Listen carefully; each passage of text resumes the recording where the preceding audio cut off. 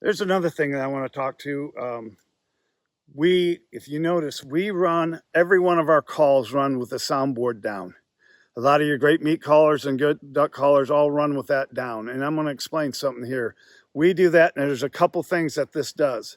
It helps one thing, I believe it gives that duck call a bit fuller sound. And another thing is, my moisture is blowing down. You see that we have no moisture up here. It's all coming down through here. So we're keeping that spit off that tone channel, and it doesn't set in there. I'm going to explain real quick, whether it's duck calling, goose calling, turkey calling, the formula for sound is air plus vibration equals frequency. So anytime that I change my air and change that vibration, it does what? It's always going to change the frequency that comes out. So how does that vibration come? The air comes from you.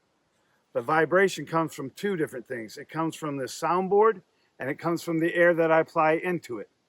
So a lot of the guys today, you'll see they put these, what they call spit grooves. We did spit grooves 15, 20 years ago. When you put that spit groove in there, what you're doing is removing material.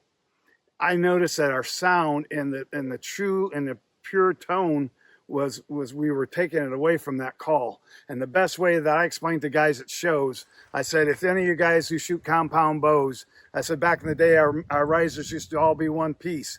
You look at today, now they have everything called cutouts. They have all these cutouts in that riser. Well, what's that called? It's called the dampening system. It removes the vibration and the hand shock out of that bow. So by removing it, what's it do? It deadens the sound. It's all physics, guys. It's not a magic here.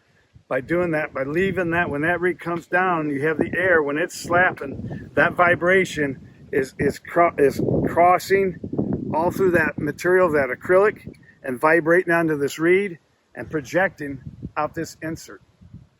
When you sit here and drill holes through there, that sound goes across and dead and stops where that open trough is.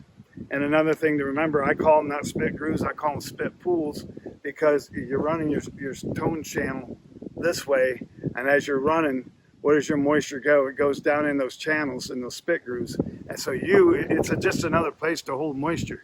So as your air is coming through, you got to constantly push that moisture out of there. And it really, you'll notice a difference in the colder the temperatures that you're getting, the more moisture that I can keep off this soundboard, the less freeze up I'm going to have on that call, when we start getting in that sub-zero temperature.